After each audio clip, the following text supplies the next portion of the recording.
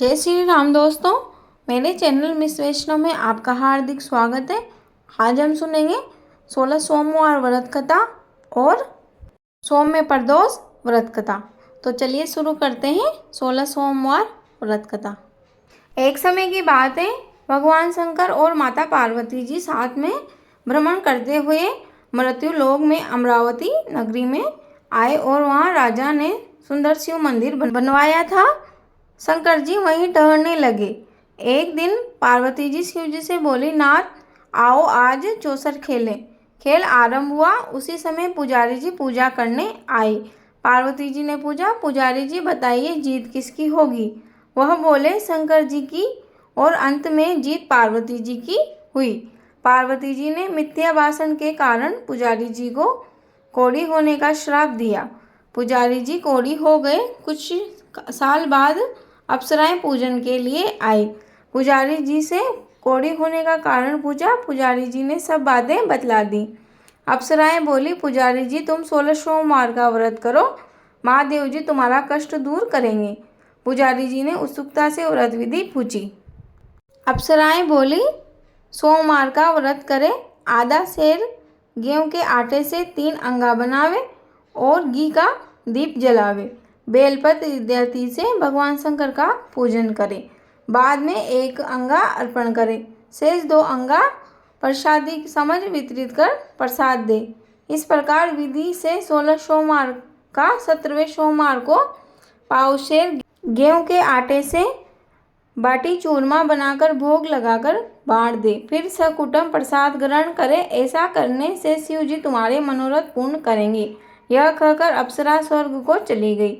पुजारी जी यथाविधि व्रत कर रोग मुक्त हुए और पूजन करने लगे। कुछ दिन बाद भगवान शंकर और पार्वती जी फिर आए। पुजारी जी को कुशलता पूर्वक देख पार्वती जी ने रोग मुक्ति का कारण पूछा। तब पुजारी जी माँ पार्वती जी से बोले कि मैंने 16 सोमवार का व्रत किया है। पार्वती जी ने पुजारी से समस्त पूजन विधि इत्यादि सुनी। इसके बाद माता पार्वती जी ने भी 16 सोमवार का व्रत किया, जिसके फलस्वरूप उन्हें कार्तिकेय जी माता जी के आज्ञाकारी पुत्र हुए। कार्तिकेय जी ने भी पार्वती जी से पूछा कि क्या कारण है कि मेरा मन आपके चरणों में लगा है। पार्वती जी ने वही व्रत बतलाया। कार्तिकेय ने भी यह व्रत किया। फलस्वरूप बिछड़ा हुआ मित्र कार्तिकेय जी को मिल गया। कार्तिकेय जी के मित्र ने भी इसका कारण पूछा तो कार्तिकेय जी ने वही व्रत उनके मित्र को बताया। उनके मित्र ने स्वयं के विवाह की इच्छा से यथाविधि 16 सोमवार का व्रत किया। फलतः वह विदेश चला गया। वहाँ राजा की कन्या का स्वयंवर था। राजा का प्रण था कि हाथिनी जिसको माला पहनाएगी उसी के पुत्री का विवाह होगा। वह ब्राह्मण भी स्वयंवर देखने की इच्छा से एक और जा बैठा। हाथिनी ने माला इसी पंडित को पहनाई। धूमधाम से विवाह हुआ। तत्पश्चात दोनों सुखी रहने लगे। एक दिन राजकन्या ने पूछा, नाथ आपने कौन सा पुण्य किया जिससे राजकुमारों को छोड़ हाथिनी ने आपका वरण किया। ब्राह्मण ने 16 सोमवार का व्रत सविधि बताया।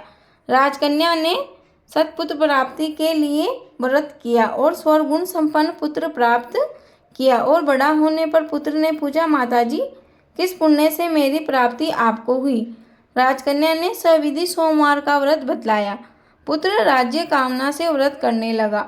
उसी समय राजा के दूतों ने आकर राजकन्या के लिए व्रण किया। आनंद के साथ ब्राह्मण के पुत्र का विवाह संपन्न हुआ। उस राजकन्या के पिता के कोई पुत्र नहीं था। इस कारण से उस राजा की मृत्यु के बाद ब्राह्मण कुमार को गद्दी मिली। फिर भी वह इस व्रत को करता रहा। एक दिन इसने अपनी पत्नी से पूजन सामग्री शिवालय ले चलने को कहा, परंतु उसने दासियों द्वारा भिजवा दी। जब राजा ने पूजन समाप्त किया तो आकाशवाणी हुई कि इस पत्नी को निकाल दे, नहीं तो वह तेरा सत्यानाश कर देगी। प्रभु की इच्छा मान इसने रानी को निकाल दिया। रानी भाग्य को कोसती हुई एक नगर में बुढ़िया के पास गई। दिन देख बुढ़िया ने उसके सिर पर सूत की पोटली रखा बाजार भेजी। रास्ते में आंधी आई, पोटली उड़ गई। बुढ़िया ने इसको फटकार कर भगा दिया। वहाँ से तेली के पास पहुँची तो सब मार चटक गए। उसने भी निकाल दिया। पानी पीने नदी पर पहुँची तो नदी सूख गई। सरोवर पर पहुँची तो हाथ स्पर्श होते ही जल में कीड़े पड़ गए। उसी जल को पी आराम करने के लिए जिस पेड़ के नीचे जाती वह सूख जाता। वन और सरोवर की यह दशा देख ग्वाले इसे मंदिर के गुसाई के पास ले गए। यह देख गुसाई जी समझ गए यह कुलीन अबला आपत्ति की मारी हुई है। धैर्य बांधते हुए बोले, बेटा तू मेरे यहाँ रह, किसी बात की चिंता मत कर। रानी आश्रम में रहने लगी, परंतु जिस वस्तु में उसका हाथ लगता उसमें कीड़े पड़ जाते। दुखी हो गुसाई ने भी पूछा, बेटी किस देव के प्रति अपराध से तेरी यह दशा हुई? रानी ने बताया, मैं पति की आज्ञा का उल्लंघन कर महादेव की पूजन को नहीं ले गई। गुसाई जी ने शिव जी से प्रार्थना की। गुसाई जी बोले, बेटी तुम 16 सोमवार का व्रत करो। रानी ने सविधि व्रत पूर्ण किया। व्रत के प्रभाव से राजा को रानी की याद आई और दूतों को उसकी खोज करने भेजा। आश्रम में रानी को देख दूतों ने आकर राजा को रानी का पता बताया। राजा ने जाकर गुसाई जी से कहा, महाराज यह मेरी पत्नी है। शिव जी के रुष्ट होने से मैंने इसका परित्याग किया। अब शिव जी की कृपा से इसे लेने आया हूँ। कृपया इसे जाने की आज्ञा दे। राजा रानी नगर में आए। नगरवासियों ने नगर सजाया, बाजे बजने लगे, मंगलोच्चार हुआ। शिव जी की कृपा से प्रतिवर्ष 16 सोमवार व्रत को कर रानी के साथ आनंद से रहने लगा। अंत में शिवलोक को प्राप्त हुए। इसी प्रकार जो मनुष्य भक्ति सहित और विधि पूर्वक 16 सोमवार व्रत करता है और कथा सुनता है उसकी सब मनोकामनाएं पूर्ण होती है और अंत में शिवलोक को प्राप्त होता है। बोलो भोले बाबा की जय। बोलो उमा पार्वती मैया की जय। 16 सोमवार व्रत कथा यहीं समाप्त होती है। आप सुनेंगे सोम में प्रदोष व्रत कथा। पूर्व काल में एक विधवा ब्राह्मणी अपने पुत्र को लेकर ऋषियों की आज्ञा से भिक्षा लेने जाती और संध्या को लौटती। भिक्षा में जो मिलता उससे अपना कार्य चलाती और शिव जी का प्रदोष व्रत भी करती। एक दिन उसे विदर्भ देश का राजकुमार मिला जिसे शत्रुओं ने राजधानी से बाहर निकाल दिया था और उसके पिता को मार दिया था। ब्राह्मणी ने लाकर उसका पालन किया। एक दिन राजकुमार और ब्राह्मण बालक ने वन में गंधर्व कन्याओं को देखा।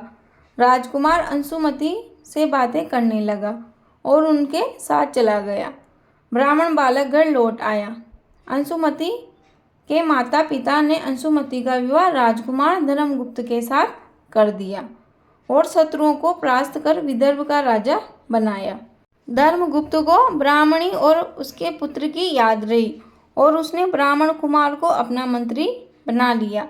यथार्थ में वह शिव जी के प्रदोष व्रत का फल था। तभी से ही शिव जी का प्रदोष व्रत लोक में प्रसिद्ध हुआ।